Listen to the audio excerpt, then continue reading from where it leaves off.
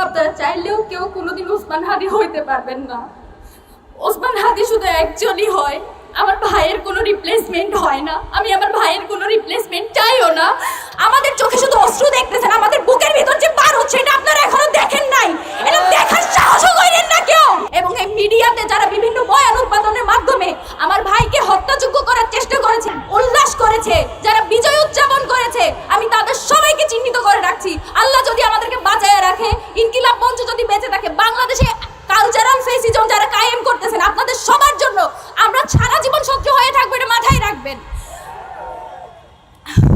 আমি আপনাদের কাছে এটাই দোয়া করব, আপনারা যে যেখানে আছেন, আমরা আওয়ামী লীগের প্রশ্নে সবসময় সবাই এক থাকি।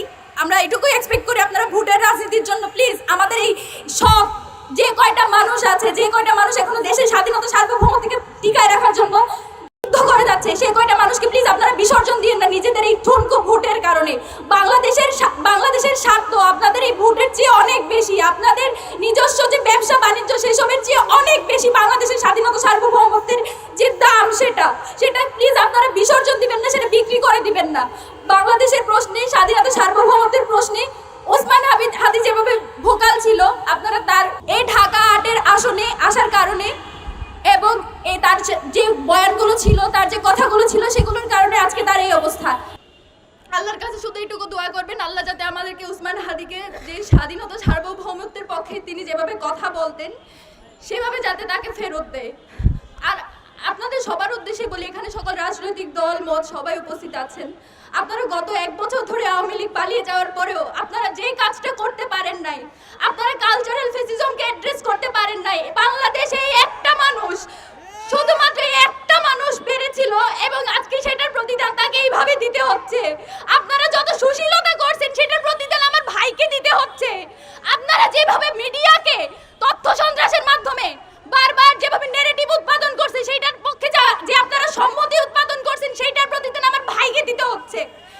আমরা কিচ্ছু ভুলে যাচ্ছি না। আমরা জানি মিডিয়াতে কে কে উল্লাস করেছে। গত 2 দিন আমাদের চোখে শুধু অশ্রু দেখতেছেন, আমাদের বুকের ভিতর যে পার হচ্ছে এটা আপনারা এখনো দেখেন নাই, এটা দেখার সাহসও করেন না কেউ।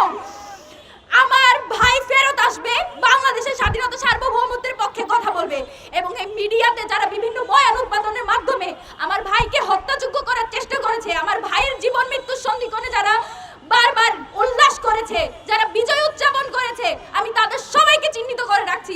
আল্লাহ যদি আমাদেরকে বাঁচায় রাখে, ইনকিলাব মঞ্চ যদি বেঁচে থাকে, বাংলাদেশে কালচারাল ফেসিজম যারা কায়েম করতেছেন আপনাদের সবার জন্য আমরা সারা জীবন সহ্য হয়ে থাকবো, এটা মাথায় রাখবেন। আমি আপনাদের কাছে এটাই দোয়া করব, আপনারা যে যেখানে আছেন, আমরা আওয়ামী লীগের প্রশ্নে সবসময় সবাই এক থাকি। আমরা এটুকুই এক্সপেক্ট করি আপনারা ভোটের রাজনীতির জন্য প্লিজ আমাদের এই সব যে কয়টা মানুষ আছে, যে কয়টা মানুষ এখনো দেশের স্বাধীনতা সার্বভৌমত্বকে টিকায় রাখার জন্য করে যাচ্ছে, সেই কয়টা মানুষকে প্লিজ আপনারা বিসর্জন দিন না নিজেদের এই ঠুনকো ভোটের কারণে। বাংলাদেশের স্বার্থ আপনাদের এই ভোটের চেয়ে অনেক বেশি, আপনাদের নিজস্ব যে ব্যবসা বাণিজ্য সেসবের চেয়ে অনেক বেশি বাংলাদেশের স্বাধীনতা সার্বভৌমত্বের যে দাম সেটা প্লিজ আপনারা বিসর্জন দিবেন না, সেটা বিক্রি করে দিবেন না। বাংলাদেশের প্রশ্নে, স্বাধীনতা সার্বভৌমত্বের প্রশ্নে ওসমান হাদি যেভাবে ভোকাল ছিল, আপনারা তার ঢাকা ৮-এর আসনে আসার কারণে এবং তার যে বয়ানগুলো ছিল, তার যে কথাগুলো ছিল, সেগুলোর কারণে আজকে তার এই অবস্থা। এবং আমি, জাবের ভাই, আমাদের ইনকিলাব মঞ্চের যত মেম্বার আছে, আমরা আপনাদের সাথে নিয়ে সংগ্রাম জারি রাখবো এবং ওসমান হাদিকে ইনশাআল্লাহ আমরা সংসদে পাঠাবো। আপনাদের সবার দোয়া চাই, আপনারা সবাই আমার ভাইয়ের জন্য দোয়া করবেন। আমরা সত্যিকার অর্থেই অত্যন্ত ভারাক্রান্ত। জুলাই বিপ্লব সংগঠিত হওয়ার পর থেকে বহুদিন পর্যন্ত আমি একটি কথা অনুভব করছি, সেটা হলো জুলাই বিপ্লবের যারা অংশীজন তাদের মধ্যে কোনো বিভাজন এটি আবার নতুন করে সেই পরাজিত শক্তিকে বাংলাদেশে পুনর্বাসন করার একটি পথ। চিৎকার করেছি, অনেক বলেছি, কিন্তু মনে হচ্ছে যে আমরা জুলাই বিপ্লবের অংশীজনদেরকে এই কথাটা বোঝাতে পারি নাই।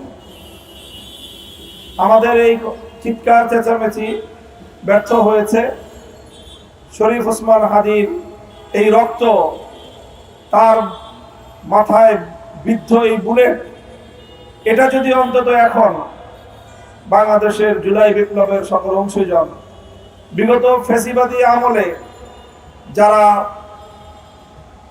মাজলুম হয়েছেন সেই সকল পক্ষ শক্তিগুলো যদি আবার নিজেদেরকে একটু খুঁজে পাওয়ার চেষ্টা করেন, সেই জুলাই বিপ্লবের চেতনাটাকে যদি আপনারা আপনাদের হৃদয়ের গহীন থেকে আরেকবার একটু জাগ্রত করার চেষ্টা করেন, তাহলে হয়তো আগামীর বাংলাদেশ বেঁচে যাবে। বাংলাদেশটা যদি বেঁচে যায়, ওসমান হাদিরা বেঁচে থাকবে।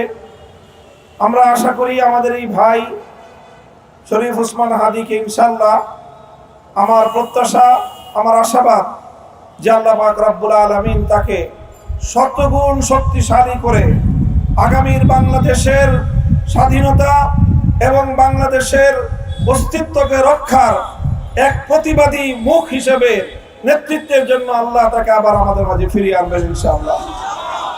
আমরা কায় মনে মহান রব্বুল আলামিনের কাছে সেই প্রত্যাশা ব্যক্ত করছি এবং আমি শপথ করতে চাই যে আমাদের এই চেতনাটাকে, শরীফ ওসমান হাদি যেই চেতনাকে ধারণ করে তার এই চরম মূল্য পরিশোধ করলো, আমরাও যদি আমাদের হৃদয়ে সেই চেতনা ধারণ করতে পারি, তাহলে আসলে আমাদের এই কথা, আমাদের এই প্রার্থনা এবং আমাদের এই বক্তব্য এটা সার্থক হবে। আর আমরা যদি তার সেই চেতনাকে ধারণ করতে না পারি, তাহলে শুধু কুমিরের মতো কান্না করে শুধু অশ্রু ঝরবে, সত্যিকার অর্থে আমরা ওসমান হাদিকে ওন করতে পারবো না।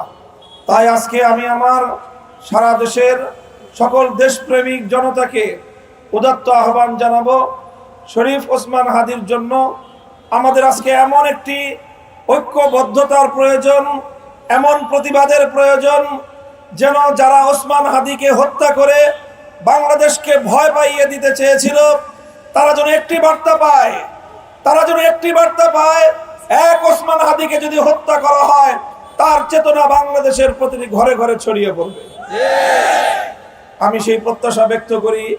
আবারও মহান আল্লাহ পাক রব্বুল আলামিনের দরবারে আমি আমাদের ভাইয়ের নেক হায়াত, সুস্থতার সাথে তার হায়াত কামনা করি এবং এই জন্য আমি সকলকে বলবো, আমাদের সবচেয়ে বেশি আল্লাহর কাছে দোয়া করা দরকার এবং প্রয়োজনে সাদাকা করে করে আমাদের ভাইয়ের পক্ষ থেকে আল্লাহ যেন এই সাদাকার বিনিময়ে আমাদের জাতির উপর থেকে এই বিপদকে আল্লাহ পাক দূরে সরিয়ে দেন এবং তিনি যেন সুস্থ হয়ে আবার আমাদের মাঝে ফিরে আসেন। আসসালামু আলাইকুম ওয়া রাহমাতুল্লাহ। দিল্লিকে কুকুর শব্দ আখ্যায়িত করা হয়েছে, যার কলমে বাংলাদেশের শাহবাগ ধসে গিয়েছে। আমাদের ইনসাফের এই লড়াইয়ের নিঃসঙ্গ শেরপা মজলুম সম্পাদক মাহমুদুর রহমানকে জুলাই আন্দোলনে যারা শহীদ হয়েছেন সেই সকল শহীদ পরিবারের পক্ষ থেকে